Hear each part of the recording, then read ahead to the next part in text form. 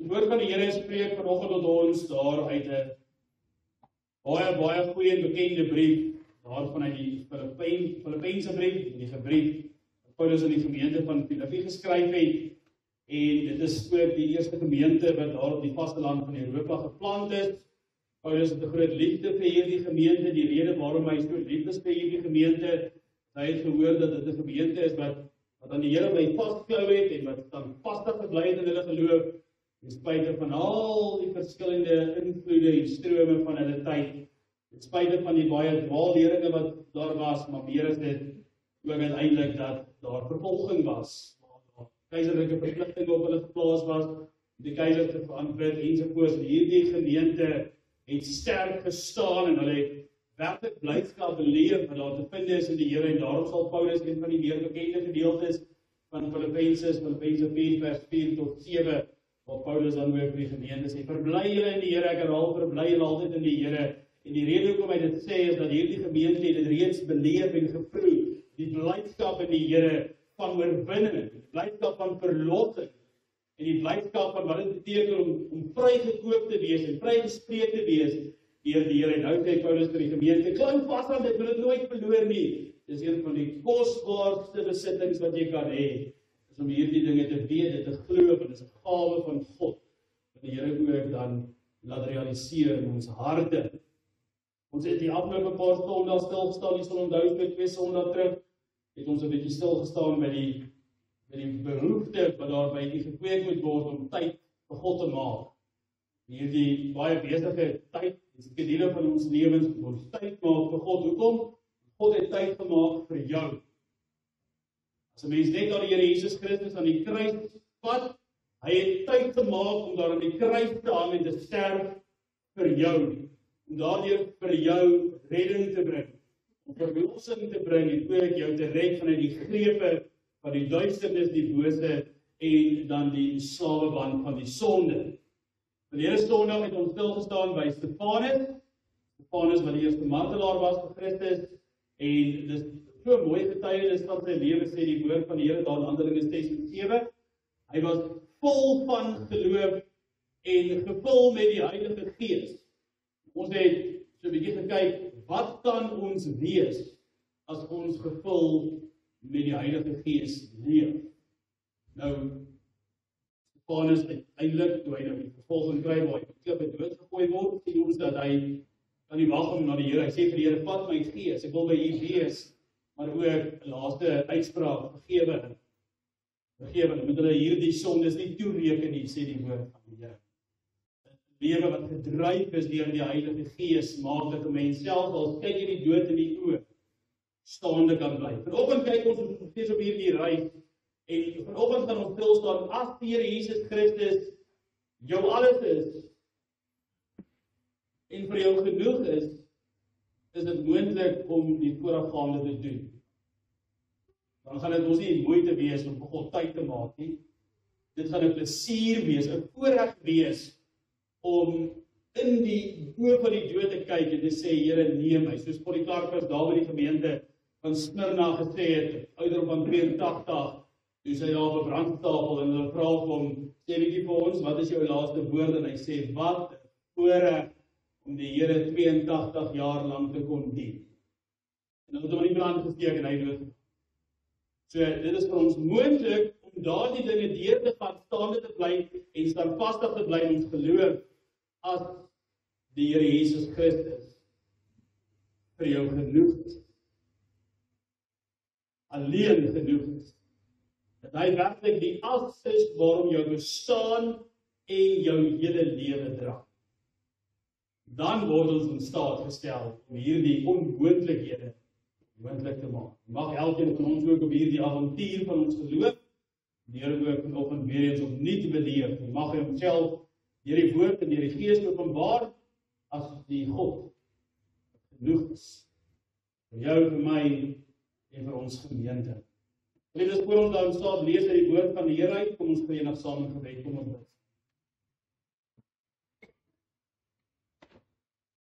Ons almagtige God en hemelse Vader, wat 'n besondere voorreg is dit vir ons om as 'n gemeente, broers en susters in die geloof, hier in die kerk bymekaar te kan kom, die nabyheid en die teenwoordigheid te kan beleef, te kan ervaar nie.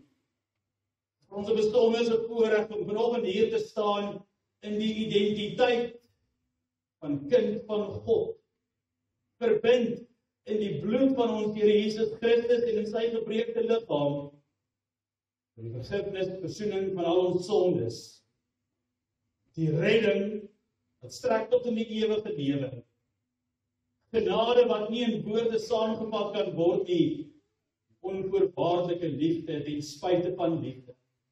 Ons kan nie anders nie om as 'n gemeente in eensgesindheid te sê, dankie Here. Baie dankie Here vir hierdie goedheid en guns wat ons eerstehands beleef. Ons sien U nog steeds in die skepping, ons sien U in ons lewens, ons sien U vingerafdrukke in elke situasie in ons lewe. Daar waar dit donker was, daar waar dit seer was, daar waar dit onmoontlik gelyk het U ons gedra, het U ons las ligter gemaak, U vir ons alles gegee wat ons nodig het om ook staande te bly. En dis 'n belofte wat U aan ons gemaak het daar in Psalm 91.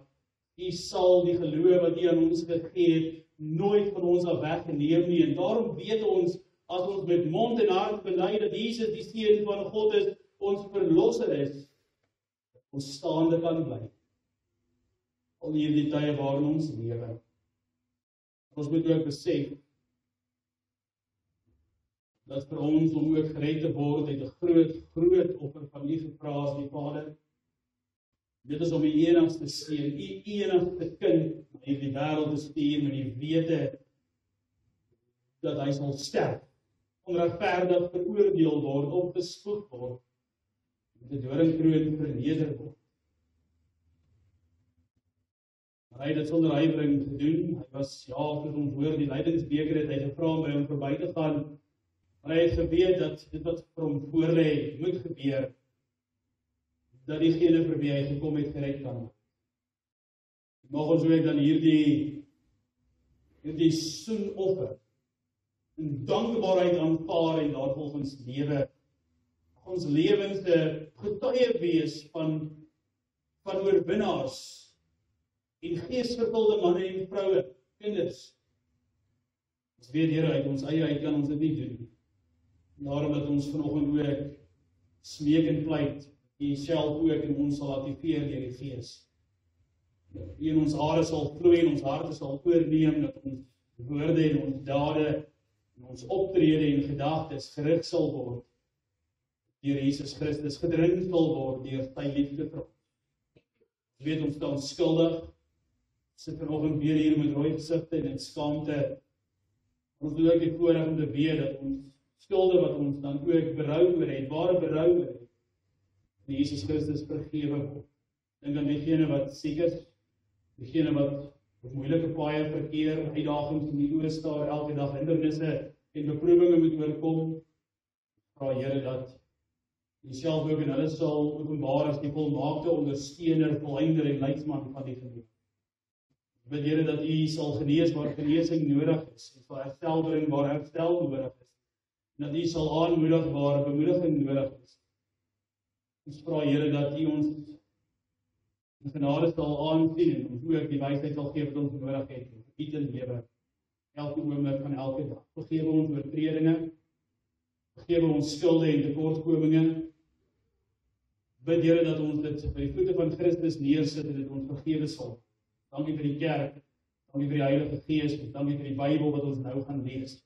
Spreek met ons Here dat die diensknegt en die diensmaagd kan sê, net wat U sê Here, dit sal ons doen. In Jesus naam bid ons dit deur die werking van die Gees. Amen. Ons lees dan Filippense 3, daar vanaf vers 1 tot en met vers 11.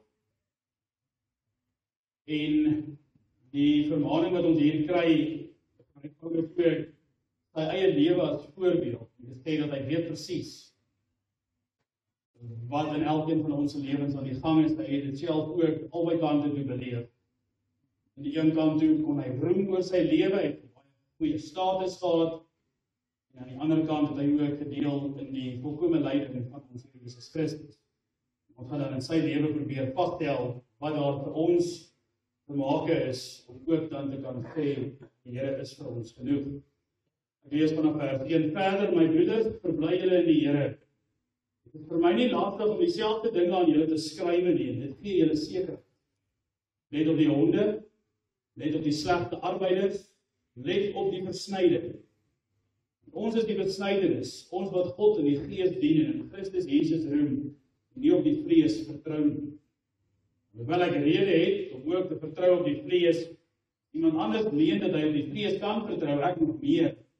Ek is besny op die 8ste dag, die geslag van Israel, die stam van Benjamin, die Hebreër en die Hebreërs, die wet betref, 'n Fariseer. Hy wat betref 'n vervolger van die gemeente, die geregtigheid in die wet betref, onberispelik. Maar wat vir my wins was, is dat ek om Christus wil skade gehad. Ja, waarlik, ek ag ook alles skade om die uitnemendheid van die kennis van Christus Jesus, my Here, van wie ek alles prys gegee het en as reg beskou, om Christus as wins te verkry.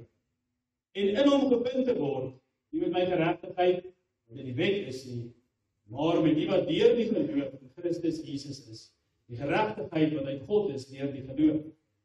Dat ek hom kan ken in die krag van sy opstanding, en die gemeenskap aan sy lyde, terwyl ek aan sy dood gelykvormig word, of ek miskien die opstanding in die dode kan bereik. Tot sover, die skriflesing, die woord van die Here. Ons tema kom direk uit hierdie gedeelte uit. Is Jesus vir jou genoeg? Hy was vir Paulus.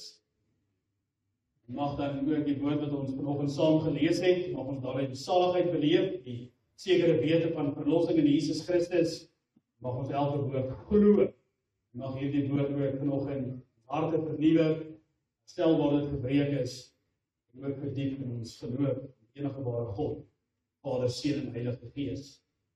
Nou geliefde gemeente van ons, Here Jesus Christus, as jy nou vandag alles in jou lewe moes opgee, of moes oorgee, self met prys gee, dalk as gevolg van vervolging, omdat hulle gehoor het jy hier in die kerk was vanoggend, dalk as gevolg van barbaarse vervolging deur ISIS ensovoorts, moes alles prys gee. Sou Jesus vir jou genoeg gewees het? As dit alles wat oorbly in jou lewe, jou familie, jou kinders weg, jou besittings, jou eiendom, dit waarin jy sediment het, weg. Net Jesus bly oor en die hoop op daardie verlossing en die beloftes wat ons onsself kan toeëien, kan realiseer, sal dit vir jou genoeg wees. Ons leef in 'n wêreld waar ons dikwels waarde heg aan ons besittings, ons heg waarde aan ons status, aan ons verhoudinge en veral ook aan ons prestasies. Ons meet ons sukses aan ons besittings, of dit wat ons in die lewe bereik het, uit jou kwalifikasies of materialistiese dinge, en ons soek sekuriteit in dinge wat verbygaan, dinge wat absoluut net tydelik is. Maar wanneer alles van jou weggeneem word, wanneer jy niks meer oor het nie, wanneer daar niks is wat jy aan kan vasklou hier in die tydelike lewe nie, wanneer jy gekonfronteer word met die werklikheid van hierdie tydelike lewe, bly daar net een vraag oor wat ons ernstig en eerlik en opreg moet beantwoord. Dit is Jesus Christus, die Seun van God, die gestuurde Messias, die een wat aan 'n houtkruis vir jou gesterf het, die een wat met sy bloed jou naam in die boek van die lewe geskryf het, is hy vir jou genoeg. Paulus antwoord hierdie vraag in die gedeelte wat ons ook saam gelees het. Nou, Paulus was nie maar net bloot 'n man wat geleerd was en baie invloedryk was nie. Paulus was 'n man wat 'n voorspoedige lewe geleef het en 'n lewe van status gelei het. Hy was 'n Fariseer gewees.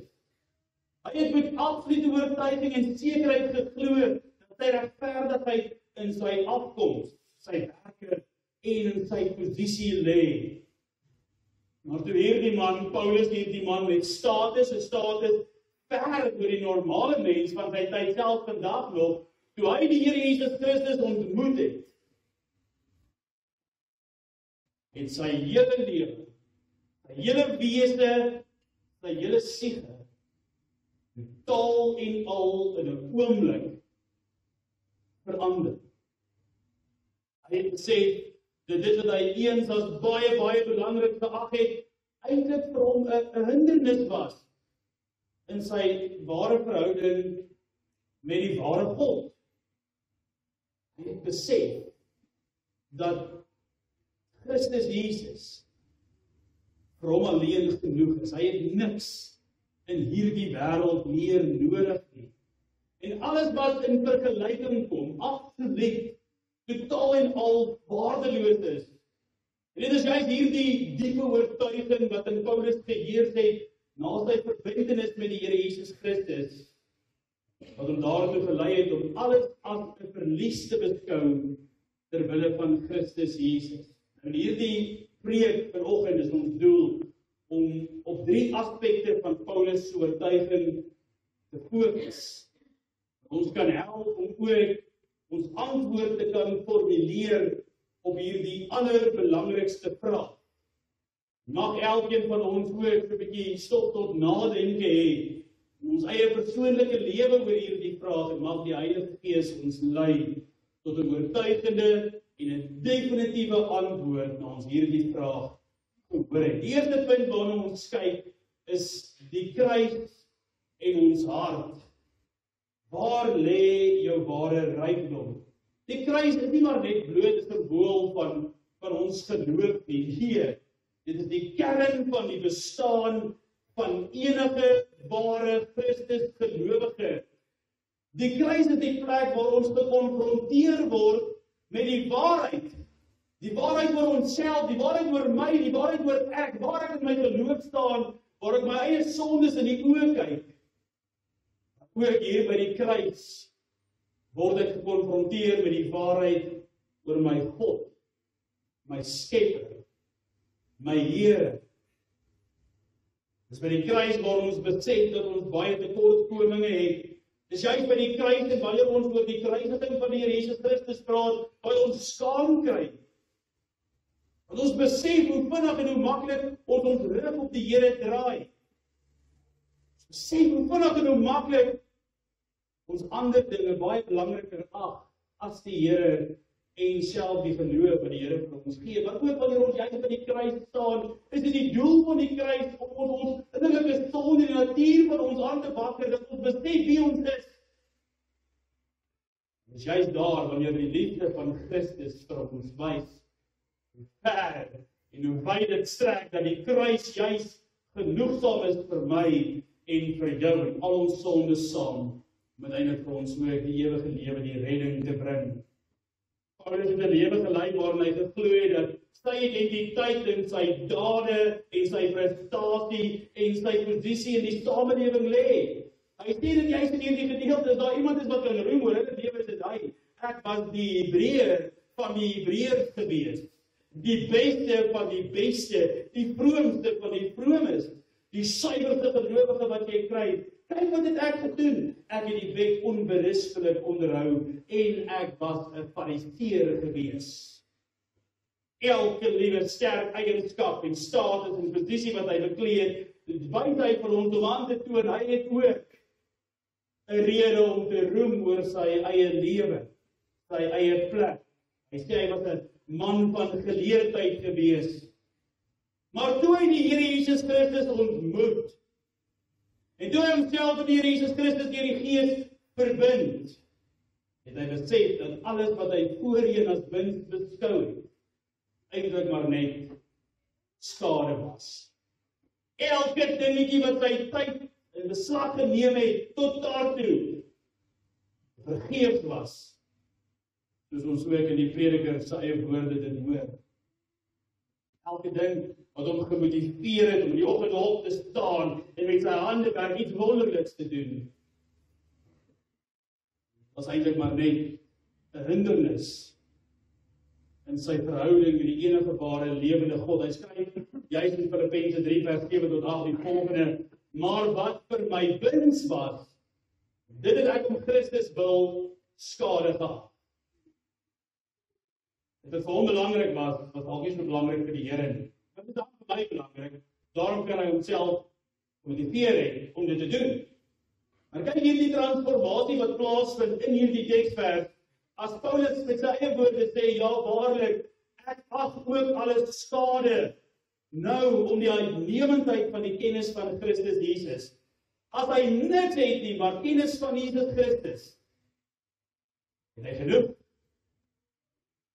is hy gevoed, sy dors geles, niks meer anders wat hy in hierdie lewe soek, hy gaan verder, my Here terwille van wie ek alles prys gegee het, en as reg beskou, om Christus as wins te verkry, om daardie volgende stap in die geloof te bereik, waar jy met oortuiging kan sê, Jesus is my alles. Nie my man, nie my kinders, nie my werk, nie my besittings, niks, kom naby my verlosser en my saligmaker. En eintlik, Piret is 'n skrywer van die Bybelse kommentare, hy praat van die agogiese moment, wat beteken daai aha oomblik. Daai deurbraak wat jy beleef, iets wat toegesluit was, ewe skielik oopgesluit is. Dis wat Paulus beleef, en dit is die reaksie op daardie belewenis. Die Here Jesus Christus jou alles is. Hierdie woorde van Paulus is kragtig.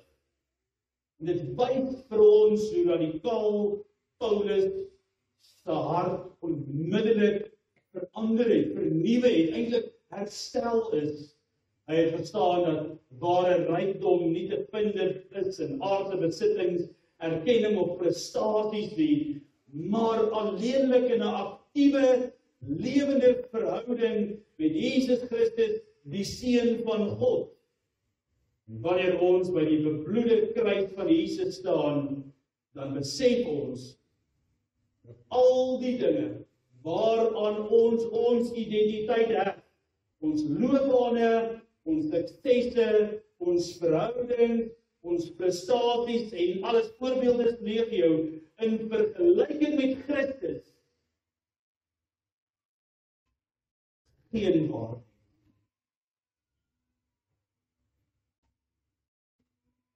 Sal daar die dinge wat ons hier hou, wat ons nie die tydelike met die ewige wil kry, geen waarde in vergelyking met Christus Jesus, die persoonlike verlosser en saligmaker. Ons harte klou steeds vas aan die dinge wat tydelik is.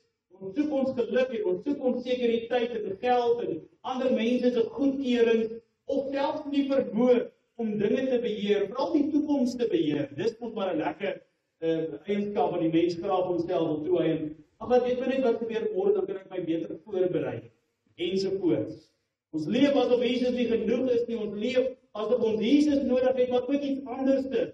Ons leef asof ons die evangelie nodig het, dis genoeg, ons soek die redding in Jesus, maar ook dit, of ook dat, om werklik vervul te wees.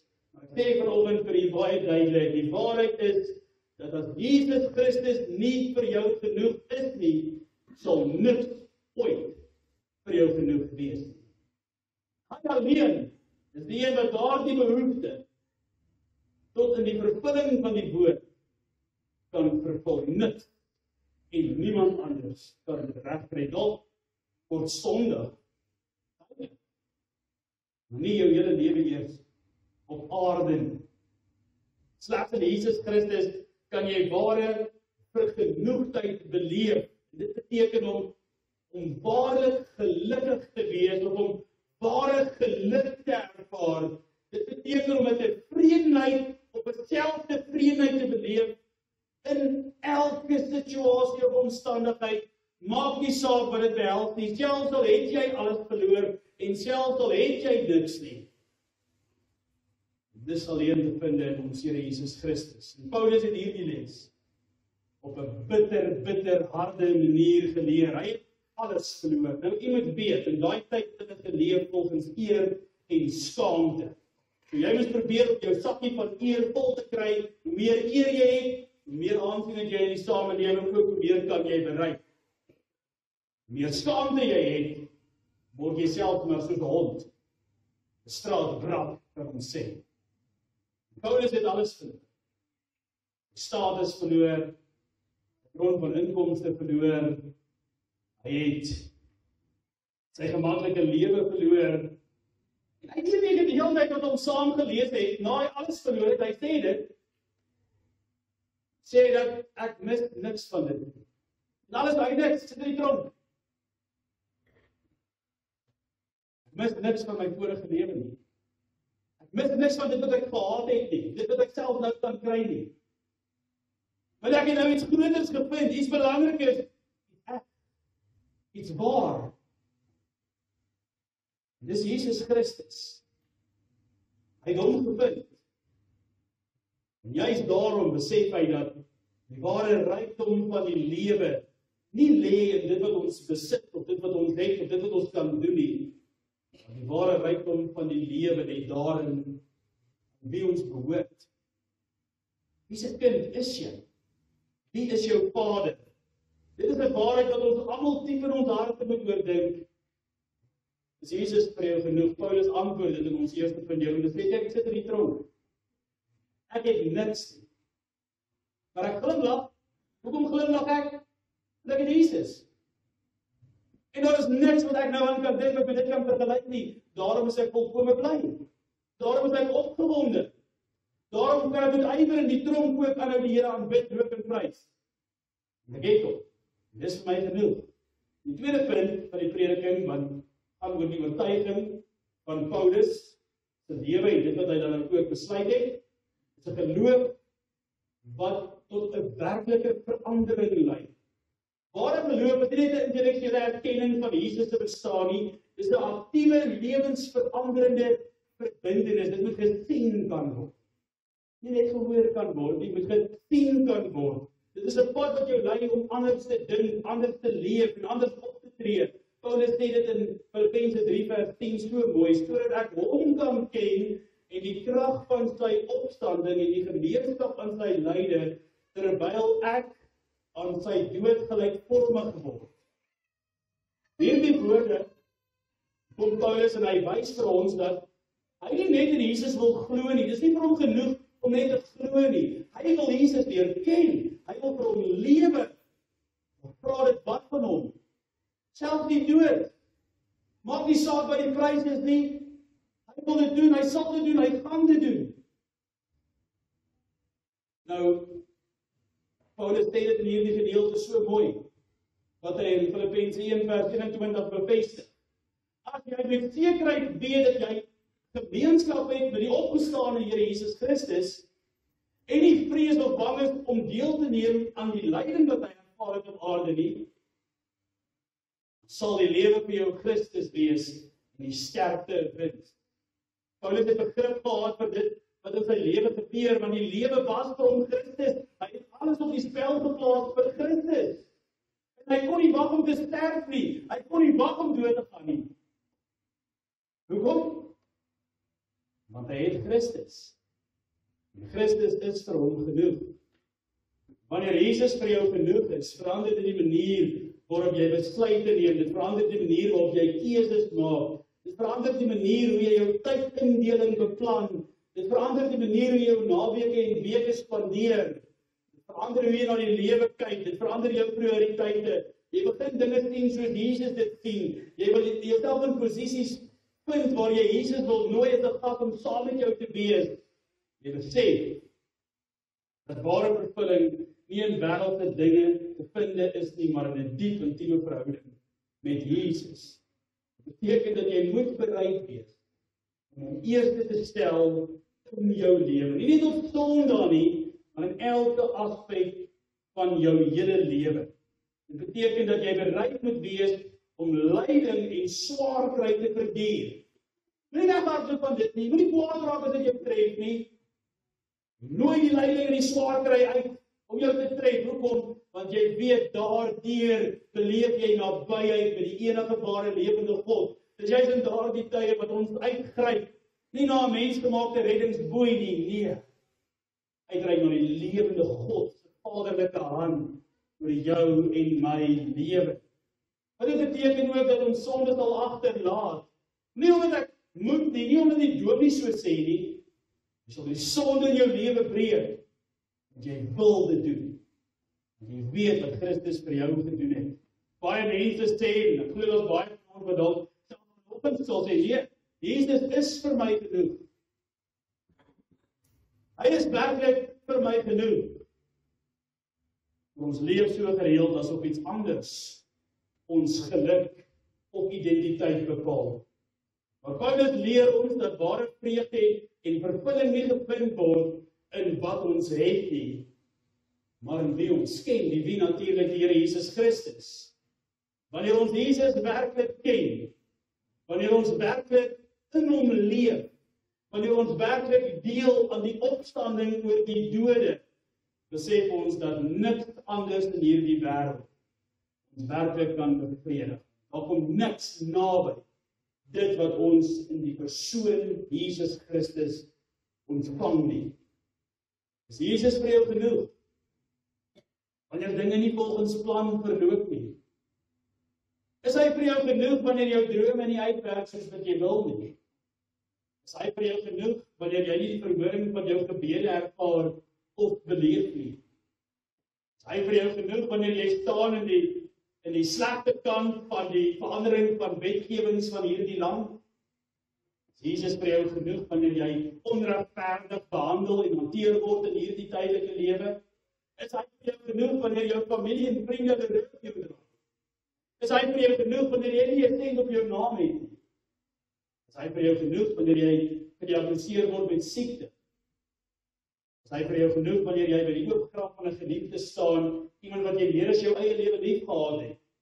Is hy vir jou genoeg? Ware geloof sê, al sou ek alles verloor, Jesus is steeds genoeg. En dit is 'n geloof wat werklik verander, geloof wat deur storms ons maak staande bly, en dis 'n geloof wat ons geanker hou in Jesus Christus. Hy het dit so mooi vir ons gesê in Psalm 91 dat ons, omdat jy my naam ken, het ek jou lief en jy sal my heil sien, jy sal die verlossing sien. Die saad van die geloof wat hy in ons gegee het, ontkiem en laat groei, en hy sal dit aanhou laat groei. Net vir jou genoeg wees. Ons derde punt in Paulus se oortuiging, dis 'n genade wat verander, maar dit vra daaglikse toewyding. Jesus is nie genoeg vir ons redding om rond te loop en te vertel vir almal hoe ek is gered nie, ek is 'n kind van die Here. Nee, dit vra meer as dit. Jesus is genoeg vir jou daaglikse lewe ook. Dis nie genoeg om net eenmalig te sê en te bely, nee, hy is vir my genoeg, ek weet wie hy is my redder en my saligmaker nie, nee. Dit is 'n waarheid wat ons elke dag, in elke situasie, en in elke oomblik moet leef. Ons moet leer om in sy genade te rus. Ons moet leer om hom te vertrou met alles wie ons is en wat ons het. Ons moet leer om onsself oor te gee in sy hande. Ons moet leer om nie bekommerd te wees oor die dag van môre en die toekoms nie. Ons moet weet die Here gee vir ons genoeg vandag om te doen wat hy van ons verwag.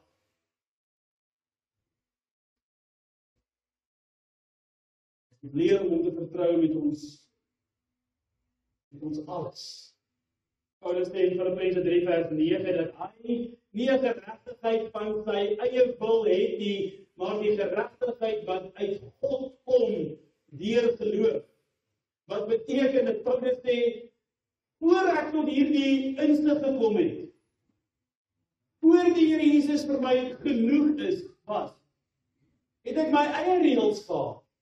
Ek het volgens my eie standaarde gelewe. Geregtigheid van my lewe het ek self gedefinieer. Maar toe ek Jesus Christus ontmoet, beleef en intiem met hom verbeter, toe besef ek kan in my eie uit nie staande bly nie. Toe besef ek kan nie sonder die Here nie. Toe besef ek dat ek het hom so nodig vir alles elke dag in diep afhanklikheid. Dit beteken dat Paulus verklaar deur om te sê, soos hy in sy brief ook sê, ek is tot alles in staat deur Christus wat my krag gee. Paulus weet dit, kan nie sonder die Here nie. Ek en jy wat vanoggend hier sit, ons weet dit. Maar tog probeer baie van ons steeds om vir God se goedkeuring te werk. Ietsie te doen dat hy my raak sien, ietsie te doen dat ek anders is. Hierdie tye waarin ons lewe word gedefinieer deur prestasie en status. Waar word u vanoggend in die hemel? Werk die Here nie met status en prestasie nie. Glad nie. Nee. Wat belangrik is van die hemel en die poorte van die hemel, is jou identiteit in God en of jy aan God, deur sy seun Jesus Christus, omdat die krag van die Heilige Gees behoort. En Jesus vir jou genoeg is, leef jy in vryheid. Selfs al is jy net so lang leng teen jou keel. Sal jy net soos wat Paulus en vele ander Christenvervolgers kan sê, wat 'n voorreg was dit nie om in die tydelike lewe te leef as 'n kind van die Here nie, maar wat 'n groter voorreg is dit nie vir dit wat ek nou gaan beleef nie. Dis wat Paulus dryf. Dis wat ons aanhou maak vasklou aan hierdie verandering wat hy deurgegaan het. Dis hoekom hy nog steeds alles sal prysgee vir die Here. Daar is nie 'n groter beloning vir ons onder die son, onder die maan, onder die sterre en selfs vanuit die onsigbare. Die wete dat daar vir ons 'n ewige lewe is. Troos ons geliefdes. Dit maak ons opgewonde. Jy weet dat jou waarde nie bepaal word deur wat jy doen nie. Jou waarde word bepaal deur aan wie jy behoort. 'n Beelddraer van God. In die herstelde beeld van Jesus Christus lewe. Dit verander ons. Dit vernuwe ons. Dit maak dat ons self tyd vir God maak. En sy af. Daar is geen groter vraag wat ons onsself kan stel as hierdie vraag nie. Jy moet dit eerlik antwoord. Is Jesus vir jou genoeg? As jy alles moet verloor, alles moet prys gee. Alles moet oorgee of opgee. Sal jy nog steeds met 'n glimlag op jou gesig kan staan en sê, die Here is vir my genoeg. En saam Stefanus kan sê, vat my gees na U toe, o Here. Voordat sal dit nie wees as ons daai diepte van die geloof kan beleef nie. Dit is moontlik. Hier is dieselfde geloof wat ons in Stefanus sien, maar ook hier in Paulus weer bevestig. Paulus het hierdie vraag geantwoord, die Here is vir hom genoeg. Hy was hy alles, al wat hy nodig gehad het. Dit was sy grootste skat, sy enigste bron van ware lewe.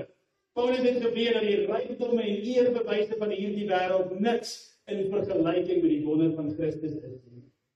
As jy vandag voor die Here staan en jy moet hierdie vraag antwoord, wat sal jou antwoord wees? Mag die Heilige Gees ons so lei, dat ons saam met Paulus in groot oortuiging kan sê, ja, hy is vir my genoeg.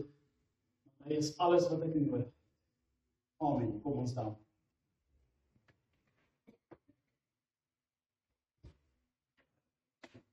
Ons dierbare Here en Hemelse Vader, ons bid dat U in ons sal werk, dat elkeen van ons met oortuiging en lewensverandering kan sê, U seun Jesus Christus, wat U vir ons gestuur het, om te sterf vir ons sondes en die redding, is vir ons genoeg.